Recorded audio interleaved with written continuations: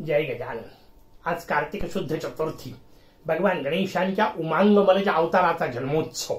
अत्यंत लोकप्रिय असणारी मोरयाची कथा जी आपण लहानपणापासून ऐकत आली आहे, ती सगळी कथा आजच्या दिवसाची इतकी लोकप्रिय की भाद्रपदी चतुर्थीला असो की माघी चतुर्थीला असो हीच कथा ऐकवल्या जाते। वास्तविक ती आजची म्हणजे कार्तिक शुद्ध चतुर्थीची कथा आपण सगळ्यांनी ऐकली आहे म्हणून ओघात घेऊ। पण ही इतकी लोकप्रिय का झाली त्याचं सगळ्यात महत्त्वाचं कारण की या कथेच्या निमित्ताने गणपत्य तत्वज्ञानाचं जे स्पष्टीकरण कथाकारांनी केलेलं आहे ते अद्वितीय आहे आणि म्हणून ते समजून घेण्यासाठी ही कथा अत्यंत महत्त्वाची आहे। पण जशाला तशी नाही ऐकून उपयोग नुसती, जशी आपण ऐकत आलो आहे। कशी आपण कथा ऐकली, पार्वतीला स्नानाची इच्छा झाली, तिने आपल्या गणांपैकी नंदीला बोलावलं, सांगितलं दारावर उभा राहा, कोणालाही आत सोडू नको। थोड्या वेळाने भगवान शंकर येतात, नंदी त्यांना अडवू शकत नाही, शंकर आत जातात, देवी पार्वती संतापते। मी सांगितलं असताना नंदीनी कसं सोडवलं, त्यांना आतमध्ये का सोडलं? स्वाभाविक संतापलेली पार्वती आपला तो राग मैत्रिणींच्या जवळ व्यक्त करते। मैत्रिणी सांगतात तू जगज्जननी आहे, तुला काय कठीण आहे, तू स्वतःचा एखादा गण निर्माण कर, त्याला त्याचं काम सांग। तिने तसंच केलं, अंगावरचा मळ काढला, त्याचा एक पुतळा बनवला, तो पुतळा दाराशी उभा केला उमांग मल नावानी। उमा, अंग, मल आणि ज असे 4 शब्द एकत्र येतात। उमेच्या म्हणजे देवी पार्वतीच्या अंगावरच्या मळापासून ज म्हणजे जन्माला आलेला प्रगट झालेला मोरयाचा अद्वितीय अवतार त्याला उभं करण्यात येतं। पुन्हा भगवान शंकर येतात, हा शंकरांना अडवतो। संतापलेले शंकर देवतांच्या सोबत त्यांचं युद्ध होतं त्या मुलाचं, त्या युद्धामध्ये भगवान विष्णू आणि शंकर मिळून एकत्रित येऊन त्या मुलाला मारतात। भगवान शंकर आपल्या त्रिशूळाने त्याचं मस्तक उडवतात। संतापलेली देवी पार्वती आपल्या 9 कोटी शक्ती जागृत करते, देवसैन्याचा संहार करते आणि त्या सगळ्याला थांबवण्यासाठी शेवटी नारद मध्यस्थी करतात। सांगतात ठीक आहे तुझ्या मुलाला उठवू, पण मस्तक दिसत नाही, करायचं काय?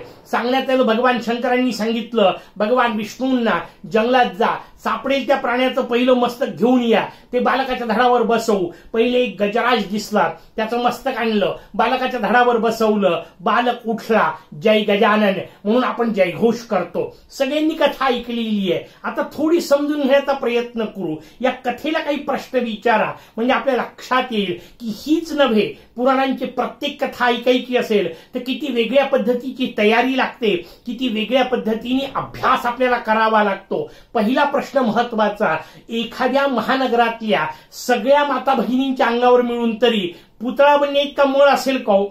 आणि जर नसेल तर देवी पार्वती इतकी अस्वच्छ होती का की तिने अंगावरचा मळ काढला आणि त्याचा एक पुतळा तयार केला? मग आमचे कीर्तनकार प्रवचनकार थोडंसं पालुपद बदलवतात, एक वेगळा हिशोब लावतात आणि ते म्हणतात नाही तिने अंगावरचा चंदनाचा लेप काढला। मी म्हणतो सगळ्या माता भगिनींचे सगळे अंगावरचे असे लेप जरी काढले तरी पुतळा नाही तयार होऊ शकत। मग काय सांगायचंय नेमकं? पहिला प्रश्न। दुसरा प्रश्न, समजा आपला मुलगा रस्त्यात उभा आहे, त्याने आपल्याला घरात जाण्यापासून अडवलं, त्याला उचलून त्याचे लाड कराल की मारून टाकाल? मग भगवान शंकर इतके रागीट होते का की आपल्याच मुलाला त्यांनी मारून टाकलं? तिसरा महत्वाचा विषय, भगवान शंकरांच्या हातामध्ये शस्त्र असतं त्रिशूळ, ते छातीत नाही तर पोटात खुपसून मारण्याचं हत्यार आहे। त्यांनी मस्तक कसं उडवलं? बरं उडवलं तर उडवलं, नंतर म्हणे ते सापडलं नाही, कोण होते शोधायला? तिथे भगवान ब्रह्मदेव आहेत, भगवान विष्णू आहेत, भगवान शंकर आहे, देवी पार्वती स्वतः आहे, यांना सापडलं नाही असं विश्वात कोणतं स्थान असणार आहे? कुठेही गेलं असतं तरी ते मस्तक सापडलं असतं, पण नाही शोधलं, दुसरं शोधलं। बरं गंमत त्याच्या पलीकडची महत्वाची आहे, समजा ते दुसरं मस्तक शोधायचं, काय सांगितलं? जो कोणता पहिला प्राणी दिसेल त्याचं मस्तक कापून आणा। कोणाला सांगितलं? भगवान विष्णूंना। वास्तविक हे काम कोणताही सामान्य गण सहज करू शकत होता, मग विष्णूंना सांगण्याची गरज काय? आणि त्याच्या पलीकडचा महत्वाचा विषय, भगवान विष्णू म्हणे जंगलात गेले. भगवान विष्णूंना कुठे जाण्याची काय गरज आहे? ज्यांच्या केवळ संकल्पाने अनंत कोटी ब्रह्मांडी निर्माण होतात त्या या परमेश्वरांना कुठे जाण्याची आवश्यकता काय? पण ते जंगलात गेले. सगळा कथाभाग चालू आहे कैलास पर्वतावर, हिमालयावर. तिथे जंगल कुठं सापडलं? बरं, सापडलं तर सापडलं. पहिला प्राणी हत्ती सापडला म्हणे. हिमालयावर हत्ती असू शकतो का? किती वेगवेगळे मुद्दे आहेत लक्षात घ्या. किती वेगळ्या पद्धतीने आपल्याला कथा समजून घ्यावी लागेल, हेच पहिल्यांदा समजून घ्यावं लागतं.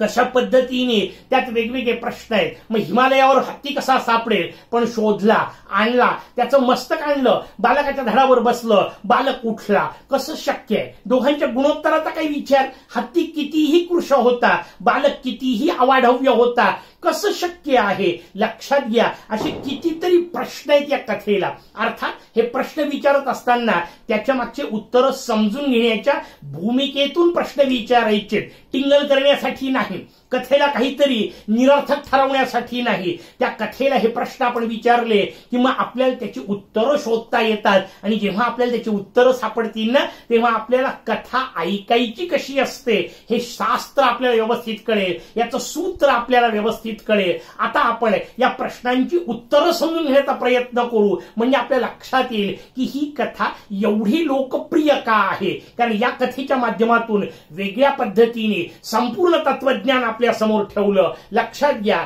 ही तत्वज्ञानाची कथा आहे, अध्यात्माची कथा आहे. मग अध्यात्माची कथा समजून घ्यायची असेल तर पहिली महत्वाची गोष्ट, अध्यात्माचे काही सूत्र समजून घ्यावे लागतील. आध्यात्मिक अभ्यासाच्या सूत्रांमध्ये एक महत्वाचं सूत्र आहे, जे पिंडी ते ब्रह्मांडी. याचा अर्थ या अनंत कोटी ब्रह्मांडामध्ये जे काय भरलेलं आहे ते या 6 फुटामध्ये भरलेलं आहे. म्हणून अंतर्मुख व्हायचं, आपल्याच आत शोधायचं. कशी सुरुवात करता येईल? कथेची सुरुवात कुठून झाली? देवी पार्वती पासून. व्यवस्थित लक्षात घ्या. आता मला माझ्याच देहामध्ये, म्हणजे या समष्टीच्या संपूर्ण विश्वाला एकत्रित या व्यष्टीत पाहत असताना मला आतमध्ये पार्वती शोधायची आहे. कशी शोधायची? साधनेचा विषय आपल्या समोर येणार आहे.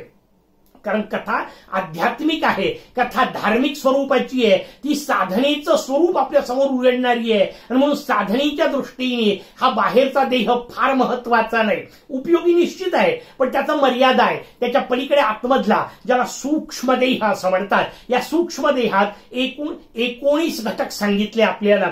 पण सगळे 19 सोडून द्या. महत्वाचे 4 घटक, ज्याला अंतःकरण चतुष्टय असं म्हणतात, मन, बुद्धी, चित्त, अहंकार, या चौघांचा विचार. आता लक्षात घ्या, मन, बुद्धी, चित्त आणि अहंकार या चौघांमध्ये स्त्रीलिंगी गोष्ट एकच आहे, तिचं नाव आहे देवी पार्वती. बुद्धी, ती बुद्धी एकटी स्त्रीलिंगी आहे आणि म्हणून ती पार्वती आहे. आता एकदा बुद्धी म्हणजे पार्वती हे सूत्र समजून घेतलं की मग आपल्याला संपूर्ण कथेचा वेगळाच विलक्षण अर्थ आपल्या समोर उलगडून दाखवता जातो. शास्त्र आपल्याला सांगायला सुरुवात करतं. किती मजेदार रचना आहे, लक्षात घ्या. बुद्धी म्हणजे पार्वती हे एकदा समजून घ्यायचं. काय करायचं? देवी पार्वतीला स्नान करायचंय. कशासाठी करायचं असतं? स्नानाचा संकल्प आहे, शरीर शुद्ध्यर्थे मन शुद्ध्यर्थे. शरीराच्या शुद्धीसाठी, मनाच्या शुद्धीसाठी, शांततेसाठी, प्रसन्नतेसाठी स्नान करायचंय. स्नानाचा संबंध शुद्धीशी आहे.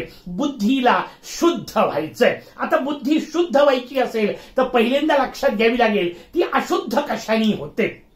सूत्र आपल्याला सांगितलं. आपल्याला शास्त्रकार सांगतात बुद्धीची रचना एखाद्या तलावासारखी असते.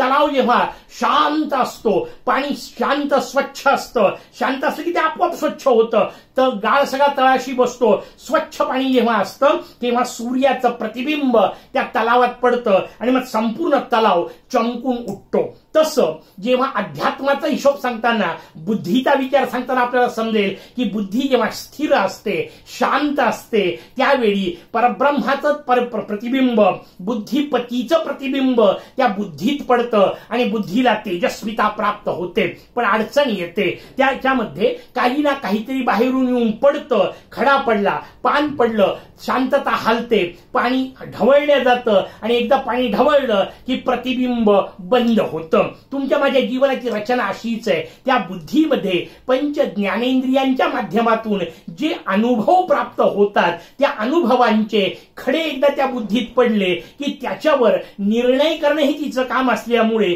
ती ढवळल्या जाते आणि मग तशी ढवळली की तिच्यात प्रतिबिंब गायब होतं. हे प्रतिबिंब जाणे यालाच आनंदापासून दुरावणे असं म्हणतात. शास्त्राने आपल्याला हिशोब सांगितला, बुद्धीला शांत करावं लागेल म्हणजे आत्मतत्वाचं प्रतिबिंब पडेल. त्या बुद्धीला शांत करायचंय. कसं शांत करायचं? बाहेरून कोणाला येऊ द्यायचं नाही. देवी पार्वती स्नानाला जाते, नंदीला दारावर बसवते, सांगते कोणालाही आत सोडू नको. कोण आहे नंदी? आता शहरात नंदी शोधा. कसा शोधायचा?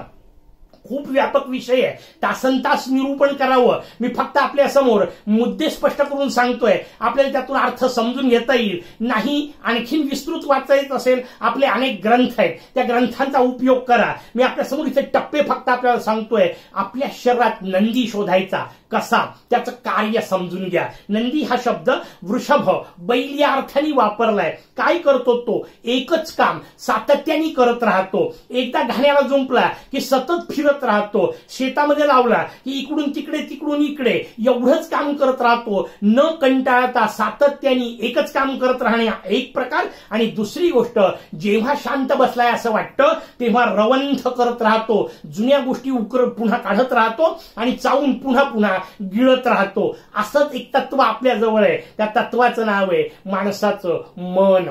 पहा, अशीच रचना आहे की नाही? ते मन सातत्याने तेच काम करतं. कोणतं? ज्ञानेंद्रियांचे अनुभव बुद्धीपर्यंत पोहोचवणे आणि बुद्धीचे निर्णय कर्मेंद्रियांच्या माध्यमातून अंमलात आणून घेणे हे मनाचं शरीरातलं कार्य आहे. आणि जेव्हा मन शांत आहे असं वाटतं तेव्हा जुन्या गोष्टी उकरत राहतं आणि त्याचं चिंतन करत राहतं. त्याला रवंथ करणे असं म्हणतात. मनाचा हिशोब सांगितला. त्या मनाला बुद्धीने सांगितलं, डोळे बंद कर, कान बंद कर, बाहेरून काही येऊ द्यायचं नाही, बाहेरून कोणालाही आतमध्ये येऊ द्यायचं नाही, कोणती संवेदना नको, कोणताही बाहेरचा आवेग मला नको आहे, कारण मला शांत व्हायचंय, स्थिर व्हायचंय. उभं राहिलं मन तिथे, नंदी उभा राहिला, पण पंचायत आहे. लक्षात घ्या, मनाला तर सांगितलं जातं बाहेरून काही येऊ द्यायचं नाही, डोळे बंद कर, केले मनाने बंद, पण पंचायत ध्यानातली आपल्या लक्षात येईल. ध्यानाचा अभ्यास जो कोणी करत असेल त्याला सहज माहिती असलेलं, डोळे बंद केले की जास्त दिसतं.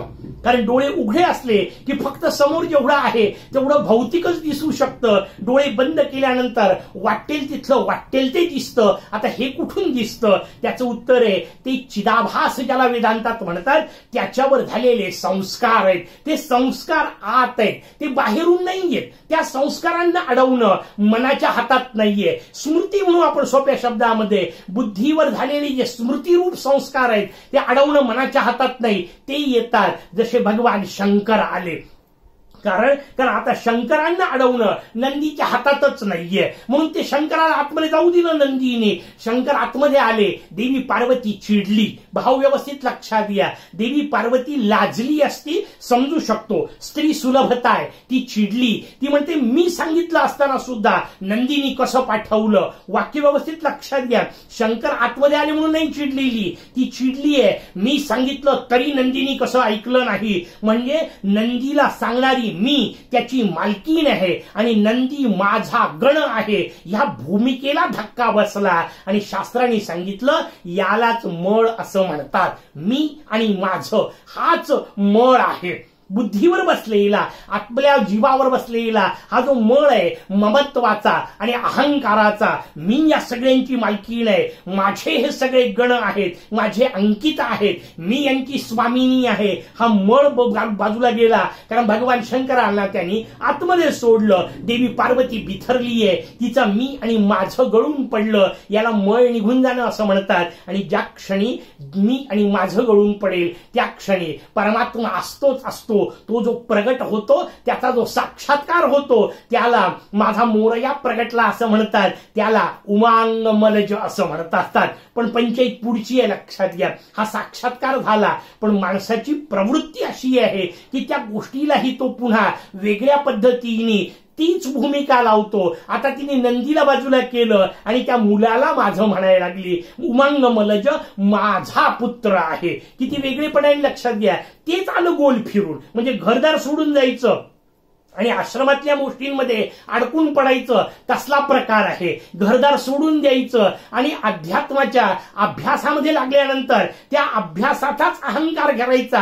ही जी पंचायत असते ना, ती पंचायत नेमकेपणाने आपल्या समोर शास्त्रकार सांगतायत. कथा सांगतीये. कथा म्हणते अरे नाही, उमांग मलज हा तुझा पुत्र नाही. पुन्हा भगवान शंकर येतात. तो शंकरांना अडवतो. वाक्याचा अर्थ हा अहंकार इतका मोठा आहे. या उपासनेचा सगुण साकार भक्ती लागली. आता बाहेरच्या सगळ्या गोष्टींवरचं मन गेलं. नंदीवरची आसक्ती गेली. व्यवहाराची आसक्ती गेली. पण भगवान भेटले. भगवंताच्या सगुण साकार रूपाला. कारण तिने मूर्ती घडवली. हे वाक्य त्यातलं महत्वाचं आहे. त्या मूर्ततेत अडकली. आता त्या मूर्तीचा, त्या उपासनेचाच आनंद आणि त्याचाच अहंकार आला. तो अहंकार इतका भयानक असतो की श्री गुरूंना सुद्धा जवळ येऊ देत नाही. म्हणून भगवान शंकरांना त्यांनी अडवलं. भगवान शंकर त्याला मारायकरता प्रवृत्त झाले. मारलं कसं? छातीत नाही खुपसून मारला. मेला तसाही असता बालक. पोटात नाही मारलं तसाही मेला असता. त्यांनी मस्तक उडवलं. का मस्तक? कारण मस्तक शब्दाचा अर्थच आहे. लक्षात घ्या. ओळख.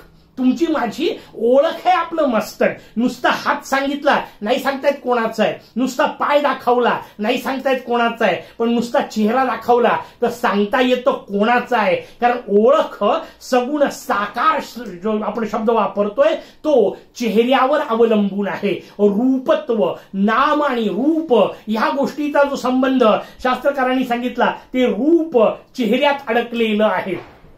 त्या पद्धतीचा तो जो चेहरा आहे तो चेहरा उडवला. ते मुख उडवलं. स्वाभाविक देवी पार्वती संतापली. तिने आपल्या सगळ्या शक्ती जागृत केल्या. देवसैन्याचा संहार झाला. वाक्य व्यवस्थित समजून घ्यायला पाहिजे. इथे काही देवता अशा आपापसात भांडत बसत होत्या असं नसतं कधी. देवी पार्वती त्याच देवतांमधली आहे. ती आपल्याच देवतांना, तिचे सगळे लेकरं आहेत त्या सगळ्यांना मारत सुटेल असं काही होत नसतं. काय सांगायचंय त्यांना? आपण जी भूमिका समजून घेतोय ती बुद्धी, त्या बुद्धीला लागलेला लळा, सगुण साकार उपासनेचा, भक्तीचा तो लळा एका बाजूला आहे.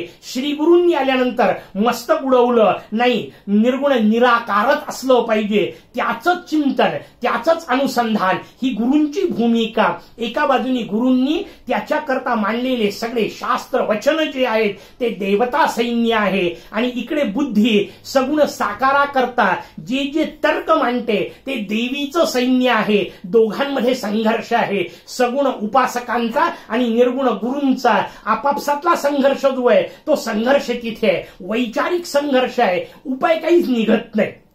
शेवटी श्री गुरु कृपाळू असतात, कनवाळू असतात. ते म्हणतात ठीक आहे चल मस्तक बसवायचं सोडून देऊ, आपण तुला काही ना काहीतरी माध्यम देऊ. का? बुद्धी बिथरली. का बिथरली? कारण तिला आलंबन समोर असल्याशिवाय उपासनाच करता येत नाही. तिला कार्यच करता येत नाही. जर समोर काहीच आलंबन नसेल तर ती बुद्धीच लुप्त होणार आहे. म्हणून शेवटी ती प्रयत्न करते स्वतःचं अस्तित्व टिकवण्याचं. या भूमिकेचा विचार समजून घ्या म्हणजे आपल्याला कथा कळेल. श्री गुरु म्हणतात ठीक आहे जोपर्यंत निर्गुणापर्यंत उपासना तीव्र होत नाही तोपर्यंत काहीतरी माध्यम लागतं. सगुण साकार देऊ.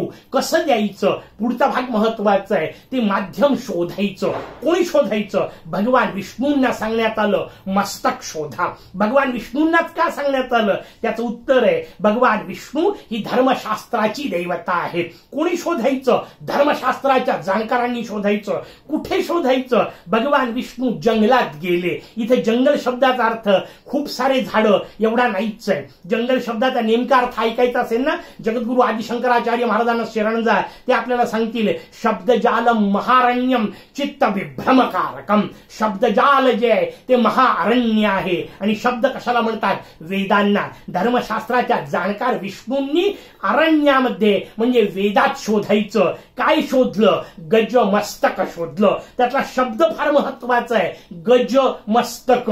हत्तीचं डोकं नाही. एलिफंट फेसेड गॉड बिलकुलच नाही. त्यातला भाव समजून घ्या. गज शब्दाला महत्व आहे. प्रतीक रूपात आपल्या समोर हत्तीचं मस्तक दाखवलं. प्रतीक नाही समजून घ्यायचंय, भाव समजून घ्यायचंय. कशाला गजमस्तक म्हणतात? गज शब्दात दोन अक्षर आहेत ग आणि ज. पलटवा. ज आणि ग तयार होतं, म्हणजे जग शब्द तयार होतो. कसं हे जग कधीतरी निर्माण झालं याला साधी म्हणतात, कधीतरी नष्ट होणार आहे याला शांत म्हणतात. सावयव आहे, सगुण आहे, साकार आहे, परिवर्तनीय आहे, दुःखमय आहे, त्याला जग असं म्हणतात. याच्या जे विपरीत त्याला गज असं म्हणतात. किती मजेदार रचना आहे. म्हणजे जी निर्गुण निराकार परब्रह्म, जे सच्चिदानंद ओंकार ब्रह्म, त्याला गज असं म्हणतात. आणि तेच ज्याचं मस्तक म्हणजे ओळखण्याचं माध्यम, त्याला गजानन असं म्हणत असतात. किती सुंदर रचना आहे, लक्षात घ्या. असा माझा मोरया आज समजून घ्यायचा आहे. कार्तिक शुद्ध चतुर्थीच्या या गणेश जन्म कथेच्या निमित्ताने मग त्या मोरयाला शरण जायचंय, जो निर्गुण निराकार आहे, त्याच्या त्या निर्गुणत्वाचं प्रतीक आहे, त्याचं गजमस्तक. चित्रकाराला, मूर्तिकाराला हे आता सांगितलेलं सगळं तत्वज्ञान मांडता येत नाही, म्हणून त्यांनी हत्तीचं मस्तक काढलं. पण याच्यानंतर आपण जेव्हा केव्हा गजमस्तक पाहू तेव्हा जगच्या विपरीत गज ही भावना डोक्यात आल्यानंतर मग समोर प्रतीक रूपामध्ये मस्तक कसंही असलं तरी बिघडत नाही, भाव आपल्याला कळला पाहिजे. आणि मग त्या मोरयाला आज कार्तिक शुद्ध चतुर्थीला नारिकेल समर्पण अत्यंत महत्वाचा विधी सांगितला. आपण याच कथा मालिकेमध्ये, या निरूपण मालिकेमध्ये पाहिलं की नारिकेल हे बुद्धीचं प्रतीक आहे.